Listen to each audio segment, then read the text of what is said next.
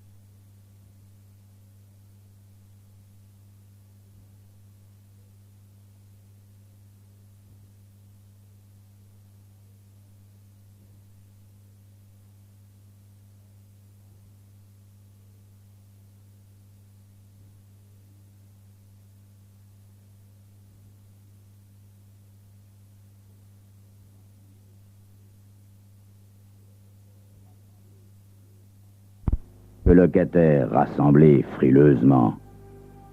Dès qu'il me voit, il fonce vers moi. Personne n'a rien entendu, Jess. À mon avis, ça se comprend avec les feux d'artifice et les pétards de cette nuit. Ouais. Que je fais? Laconique. Qui habite cette chambre, Roy? Un certain Boubanos, Jess. Un type qui tient un bistrot dans le quartier Est.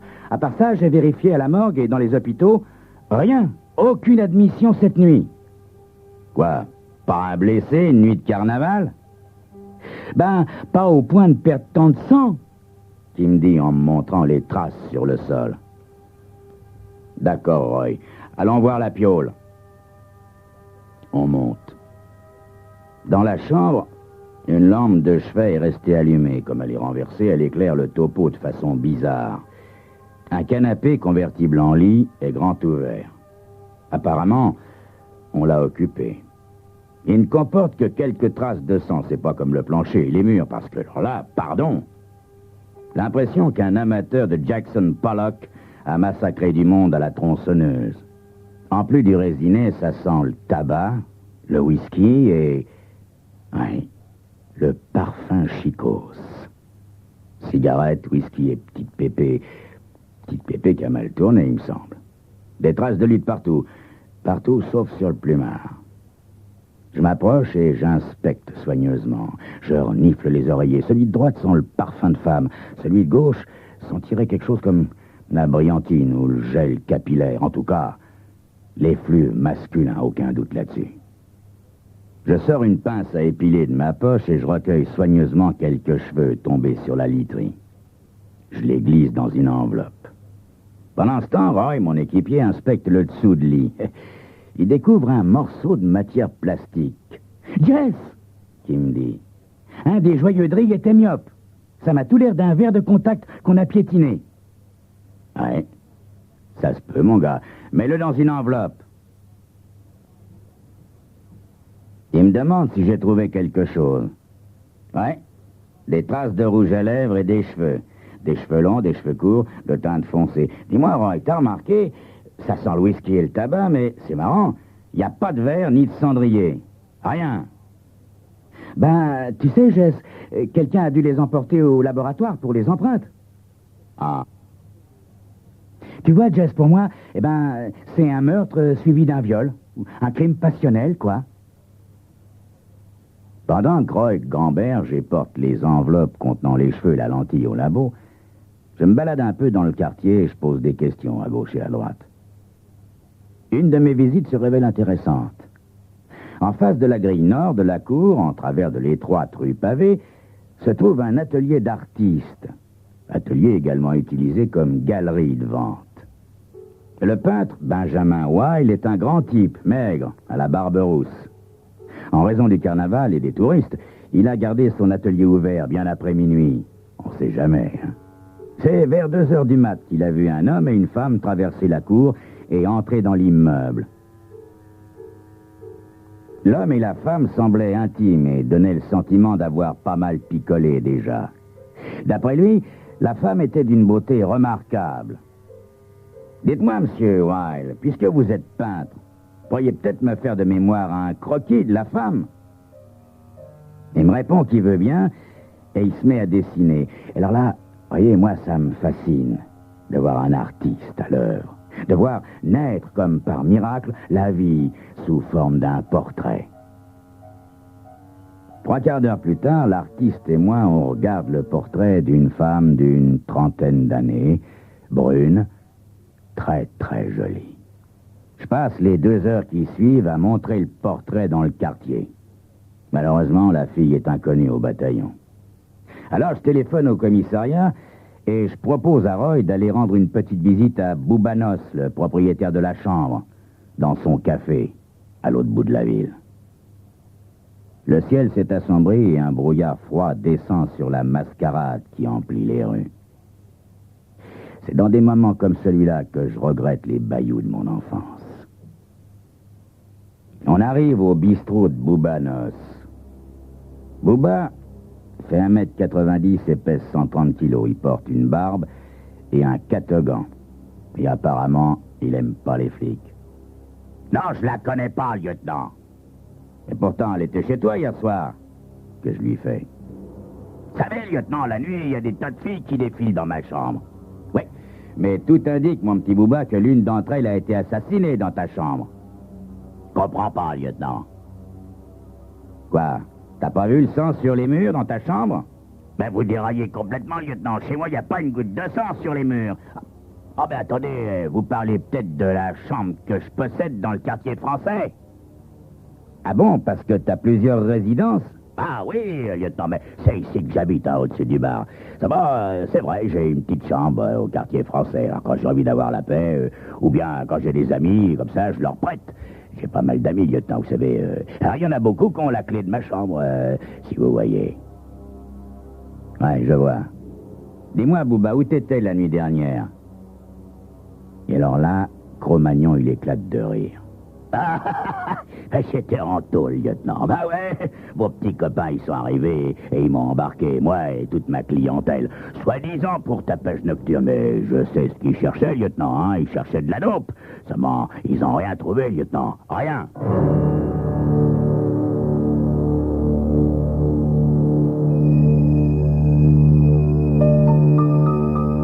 Ouais. Et moi, qu'est-ce que je vais trouver, hein? De l'alcool, du sexe, des cadavres? Qu'est-ce que je vais trouver? C'est ce que vous saurez dans quelques instants.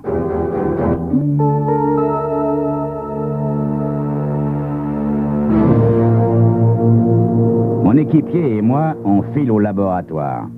Washman, le spécialiste du labo, réajuste ses lunettes en nous voyant entrer. Je viens d'examiner les éléments, Jess. Bon, alors, le rouge à lèvres, le fard et le parfum, ça c'est facile à identifier. On en vend dans toutes les parfumeries. Produit en vogue, si tu vois ce que je veux dire. Maintenant, les cheveux.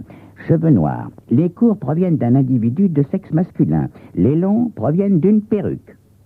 Une perruque? Oui, attends, Jess, c'est pas fini. J'ai trouvé un cheveu pas comme les autres. Un blond, un long cheveu blond. J'en conclus que la femme était blonde et qu'elle portait une perruque foncée. Quant au verre de contact, j'en ai reconstitué les particularités. En voici la liste.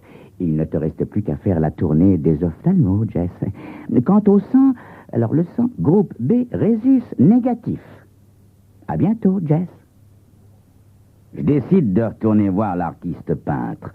Dans la bagnole qui nous conduit chez notre portraitiste favori, je dresse un petit topo. Bon, en résumé, entre 2 heures du matin et l'aube, une blonde, portant une perruque brune, s'est rendue dans la chambre de Boubanos, située dans le quartier français, en compagnie d'un homme aux cheveux courts, noire et brillantinée. Là, ils ont célébré le Mardi Gras comme on l'imagine. Pour finir, la femme dont le sang est du groupe B rhésus négatif a été lardée de coups de couteau et probablement tuée.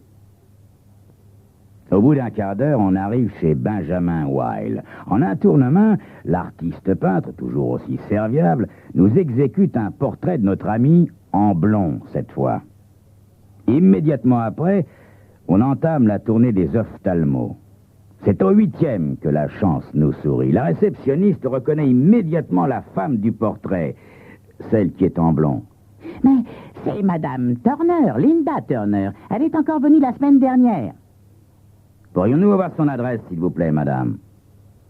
Elle inscrit l'adresse sur une feuille de bloc-notes qu'elle me remet. Et on file, Roy et moi, à l'adresse indiquée. Quartier ultra chic, vaste pelouse, villa à colonne ionique, du plus pur style colonial. Nous montrons nos insignes à la femme de chambre qui nous ouvre la porte. Elle nous regarde comme si elle s'était gourée de programme en allumant la télé, mais elle nous fait entrer quand même. Arthur Turner, la soixantaine, bronzé comme un golfeur, semble bien dans le programme, décontracté et courtois. « Messieurs, que puis-je pour vous? Mildred m'a annoncé que vous étiez de la police. »« Oui, c'est au sujet de votre épouse, monsieur Turner.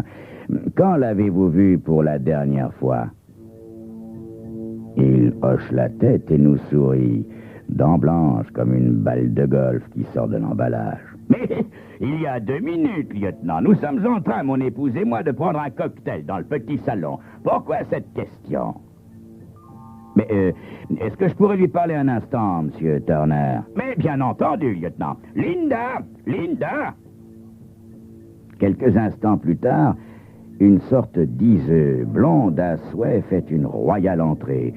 C'est vraiment une très très belle femme. Excusez-nous de vous déranger, madame Turner. J'aimerais savoir où vous étiez la nuit dernière. J'ai envie d'ajouter, si c'est pas indiscret, mais j'ajoute pas. Bonjour le tact et la discrétion. Hein. Mais ici même, avec mon mari. Vous comprenez, lieutenant, nous avons horreur de la foule, des nuits de Mardi Gras. Ah. Excusez-moi de vous avoir importuné, madame. Simple enquête de routine que je fais en prenant congé. De retour dans la voiture, Roy me dit qu'il est persuadé qu'elle ment, la belle blonde. Et je suis assez d'accord avec lui. Et je pense même que son mari est de mèche avec elle. Mais bonté divine, bien sûr. C'est l'homme qui a été saigné à blanc, pas la femme. On a pensé depuis le début que c'était une femme, la victime. Encore que Boubanos, le propriétaire de la chambre... il suffirait peut-être de parcourir la liste de la charmante assemblée qui s'est fait embarquer hier soir par les flics. De retour au commissariat, je parcours la liste des amis de Boubanos. La plupart ont un casier judiciaire aussi fourni qu'un bottin mondain. Dans le lot, je choisis un cas qui me semble prometteur.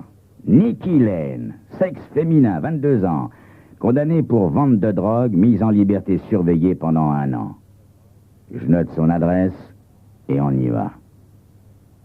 Une jeune rouquine tenant un bébé dans ses bras nous ouvre la porte. Nikki Lane? Oui, c'est moi. Lieutenant de police Jess McNay. Oh, écoutez, lieutenant, Ouais, je sais, vous avez un bébé sur les bras, je vois. Non, mais on restera pas longtemps, mon petit. Dites-moi, est-ce que vous connaissez cette femme? Et je lui montre les 2 croquis. Hélène Davis, dit-elle en montrant le portrait de la brune. Elle était chez Bouba hier soir, cette Hélène Davis? Oh, bah oui, plutôt, lieutenant. Mais elle s'est tirée assez tôt, vu qu'elle était en compagnie de Ronnie Giampetro. Croyez-moi, on se regarde et on gagne la voiture en 4e vitesse. Ronnie Giampetro, propriétaire d'un petit bar à striptease et bookmaker clandestin. Encore un cas de bourgeoise qui aime s'encanailler, que je dis à Roy, en me garant en face du palais de justice, où je vais chercher un mandat de perquisition. Blue Spot, c'est le nom de la boîte de Ronnie Giampetro. Sans un mot de trop, on montre nos insignes de flic et le mandat au gérant qui nous introduit dans le bureau directorial. 1 heure et pas mal de jurons plus tard, Je tombe sur un petit carnet trop anodin pour être honnête, d'autant qu'il n'a aucune raison de se trouver sous une latte du plancher, n'est-ce pas, le petit carnet? Il est rempli de noms et de chiffres, le petit carnet. Il est très révélateur. Tu vois, mon petit Roy, sauf grave erreur de ma part, je sais maintenant ce qui s'est passé. Ronnie Giampetro a bien été tué la nuit dernière. Grâce à ce petit carnet, j'ai le mobile ainsi que le nom de l'assassin. Allez, on y va. De retour à l'atelier galerie de peinture, Benjamin Whale, l'artiste, nous accueille avec le sourire. Il me demande ce que je désire encore. Je lui dis que je désire l'arrêter pour homicide volontaire, que je désire lui réciter ses droits, et que je désire lui expliquer comment j'ai tout trouvé. Giampetro tenait bien ses livres de compte, Whale. Les 14 000 $ que vous lui deviez expliquent bien les choses, n'est-ce pas? Et là, l'artiste y perd son beau sourire et il jure ses grands dieux que c'est pas lui qui a tué Giampetro. Il reconnaît cependant avoir perdu gros au jeu et devoir une somme astronomique au bookmaker. Et pour preuve de son innocence, il me dit qu'il est prêt à me donner le nom de l'assassin. Et il me le donne. Et tenez-vous bien, c'est Arthur Turner. Ouais. Hier soir, l'artiste a reconnu sa femme, malgré la perruque qu'elle portait. Elle et son mari lui avaient acheté un tableau à Noël. Et il a vu Linda Turner, hier soir, monter dans la chambre de Boubanos avec Giampetro. Alors, qu'est-ce qu'il a fait, lui? Il a appelé son mari. Il a téléphoné à Arthur Turner. Le lendemain matin, l'automobile d'Arthur Turner est examiné par l'équipe du labo. Oh, bien sûr, le coffre avait été lavé à grande eau, mais c'était sans compter sur l'expérience et la sagacité de mon pote directeur du labo. L'analyse a révélé des traces de sang de groupe B, résus négatif. Quant à Ronnie Giampetro, le pauvre, son corps a été repêché un peu plus tard dans le fleuve. Arthur Turner a été condamné à la chaise et exécuté. Sa femme en a pris pour 20 ans pour complicité. C'est pas très cher payé.